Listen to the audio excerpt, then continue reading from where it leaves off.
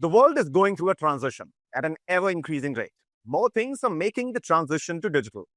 Businesses, cities, and economies are vying against each other to outdo and outpace each other, especially in areas like AI, robotics, fintech, among others.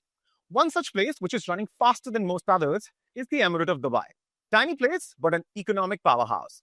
Now, how's Dubai staying ahead of others? That's the question I'm going to pose to my guest joining us from Dubai today, Saeed Al Gergawi, Vice President, Dubai Chamber of Digital Economy, somebody who's playing an important role in positioning Dubai more strongly as the go-to place for the wealthy and emerging tech businesses. Welcome, Mr. Gergawi.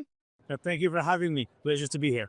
Thank you for taking the time because, of course, there is an event which we are speaking on the sideline of Expand Northstar, and there is a lot of activity that we can see in the background. But my first question to you, which is a bit of a grouse, and that is that you keep taking away India's millionaires.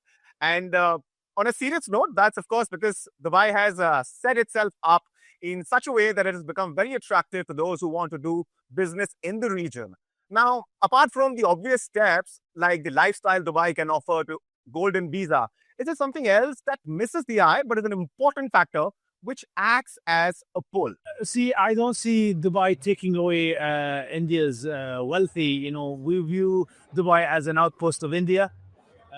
And one of the things that we've really focused on, and this is part of the heritage that we have with India, is we are a city of merchants for merchants. And so we really understand as a city what it takes for business to be able to thrive, as well as what challenges that they may face. And so we try our best to sort of alleviate that pressure and that challenge that businesses face. I think one of the things as well that the leadership here has focused on for the past 30 years is how do you provide the best ecosystem for businesses to thrive, whether it's a quality of life, whether it's legislation, whether it's co-creation of new rules and regulations and new economic trends as well. And so all of this coming together really allows Dubai and provides it this advantage to be able to move whenever new technological developments happen, to be able to adapt to any geopolitical situations as well. Right. Now, as you put it, Dubai is more of a merchant today, mostly because of the way it is set up. With AI coming in as a disruptive force in across sectors, would you say Dubai is ready for this once-in-a-generation transition and adoption at scale? So talk to us for a little while about Dubai's emerging tech landscape. Absolutely. So I think, as the UAE, we do have a AI strategy, AI 2031 strategy that basically states that before even the AI comes in, that was back in 2017, before the way AI now looks like, the government really worked on training high-level government employees in AI, as they need to develop the right regulations. They are going to be talking to businesses, so they need to understand the language. And so more than 450 government employees in the UAE have been trained in AI since 2018, I believe, as well as Dubai last year, 2 years ago, introduced the Chief AI Officers program. So there is a Chief AI Officer in every government entity that is responsible and held accountable for the development of AI within their government organization and service, as well as being able to adapt and use the right type of AI that can ultimately benefit the life of their customers, i.e. the residents of Dubai. And so as a result, when the wave came of agentic AI that we're seeing today, a lot of government entities actually adopted it faster than the private sector because of that sort of preparation that happened over the past few years. All right. And now let's for a little while talk about the event, of course, Expand Northstar. This is the 10th edition of the event. Talk to us about the event because, of course, it sees, a gathering of investors, startups, pretty much anyone and everyone who is part of the ecosystem. Yes. So as you mentioned, this is our 10th anniversary and we're very happy about that.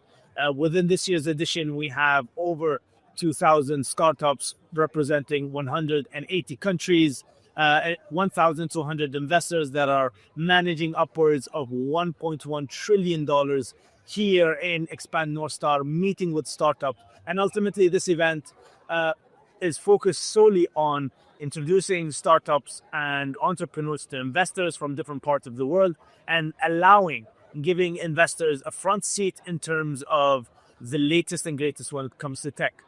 Something that I think might be of interest to you, within this year, we have 300 or over 300 Indian startups representing the largest exhibition of Indian businesses outside of Dubai in one showcase.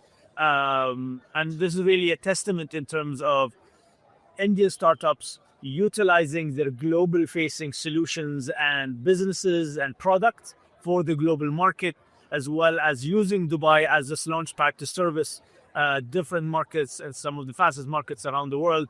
And we see that as well with this year having so far 9,000 new Indian businesses as members within the Dubai Chamber.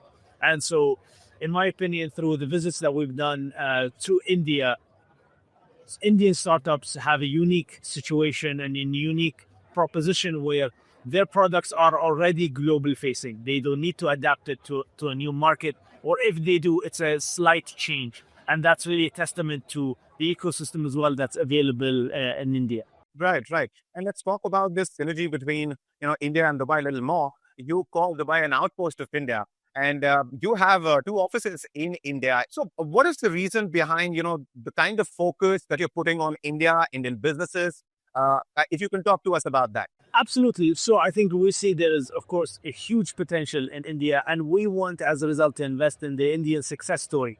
And that's a testament of us having two offices, as you mentioned, that act as a conduit for Indian businesses to explore not only the Dubai market. Actually, an advice that we tell them is use Dubai to service the global markets, utilize the network of 35 plus offices around the world that are available in some of the fastest growing markets that can be of a great opportunity to Indian businesses, as well as see if there are different technologies that they would like to test and use Dubai as a test bed for that. Utilize the 200 different nationalities that already exist in Dubai in a small geographical area where these companies can test these products, adjust them prior to then expanding into the global market. Right, right. And one of the things that I also wanted to talk to you about is, of course, the fact that the Indian government has put a lot of energy and effort behind improving the ease of business in the country. Now, some say there is improvement on that front, others don't agree. Dubai, however, by all that I've read, seen, and heard, and of course, I visited as well, is a good place to set up a business. Now, I'd like to hear you talk about why perhaps there are some lessons India can draw from your learnings and experience. I think it goes down to the focus that the leadership here had on enhancing quality of life, right? Ultimately, businesses are run by people, and people want to be somewhere where they can work, live, and thrive easily. And as such, that is something that at least that worked for us and our model, and understanding how we can plug these businesses as well to different key markets that might be of interest. And I think being able to have a mix of that, I think that has allowed Dubai to be able to provide the right product offering for businesses. Right. And are there some particular areas in which you see the possibility of synergies developing between India and businesses in Dubai? Absolutely. I think, the development that's happening in fintech in India as a success story, I think this is something that's much needed in Dubai. As fintech is the fastest growing digital economy sector we have here. Of course, SaaS, prop tech, and restaurant tech is up there as well.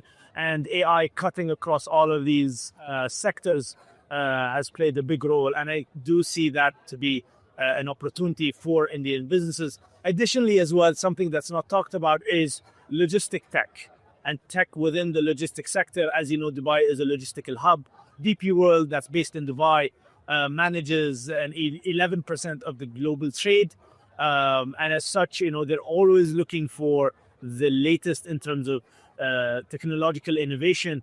And as I mentioned earlier, with the global facing solutions that Indian startups have, it actually helps the ecosystem here be able to adapt these technologies. Right. And since you were talking about, what's happening in India and of course India's fintech space, India, of course, as you would know, has taken some significant steps and done things at a scale that can't be matched by others because of the sheer number of people, of course. And now, what do you think of some of the Indian initiatives? I'm going to talk about some of the government initiatives. For example, Aadhaar, the universal ID, then Digi Yatra, which lets you in and out of airports effortlessly, to UPI for digital payments. Yes. No, absolutely. I think that's a model for countries to be able to replicate in a way that works for them. I do believe that from what I've heard recently, that there are discussions on having UPI, and I've already seen it on the ground, UPI being used in Dubai and in the UAE, and I believe that's long overdue, if you ask me. And so I do believe that's a model that is unique, that provides other developing economies with another model other than the ones we're used to, that we get usually from the West. So it brings a smile to my face, and it allows us to learn from each other as well. My last question to you is, of course, about your personal opinion. You're somebody who was a scientist before you were, of course, appointed to the Dubai Future Academy. So talk to us about your personal perspective as far as AI is concerned, because some people see this as, something which could threaten a lot of jobs and have negative implications. But at the same time, this is supposed to enhance the human potential, so to speak. No, I believe that what we're gonna see probably is, and this happens with a lot of technology that comes in, where companies in particular and governments either adopt or reject them, right? And throughout history, you've seen that, where those that adopt technologies and adopt these types of developments are usually, they get the advantage as a result. We've seen it, whether it's the printing press, whether it's the internet, whether it's now AI. So that, I believe, anyone that is adopting or even exploring these technologies and what they have in mind, I think the model that we're trying to do here in the UAE is really focus on the aspects of AI that improve the lives of people rather than the controversial side. Understand it, of course, and see the risks of it. But when it comes to adapting it and adopting it in terms of services, in terms of product offerings, our sole focus is on how does this technology improve lives. And the way I see it is, I believe that is to be the right way to go about it. Ultimately, technology is a tool, and the way that is used will allow it to then, it allows us to then foresee its impact moving forward. Right. And anything you would like to say to Indian startups briefly? Dubai Chamber of Digital Economy exists to help. So if you have any questions on the Dubai market, as well as how do you operate and, service global markets from Dubai, please reach out to the Dubai Chamber of Digital Economy. On that note, thank you so much, Mr. Gergawi, for taking the time and, of course, talking to us. It was a pleasure. Thank you. Thank you for having me. Pleasure's mine.